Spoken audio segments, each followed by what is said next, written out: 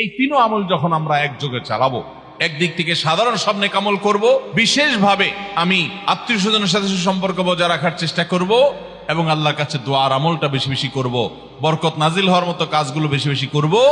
ইনশাআল্লাহ আল্লাহ রাব্বুল আলামিন আমার নসিবে ভালো কিছু দিবেন এবং মন্দ কিছু থেকে আমাকে বাঁচাবেন।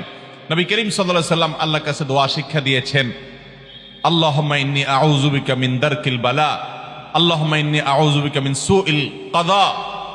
আল্লাহ, আপনার কাছে আমার ভাগ্যের ক্ষতি থেকে আমি আপনার কাছে পানা চাই। অর্থাৎ আমার তাকদীরে কাজার মধ্যে যদি কোনো ক্ষতিকর কিছু আপনি লিখে থাকেন, তাহলে সেই সুউল কাজা, এটা থেকে আমি আপনার কাছে পানা চাই।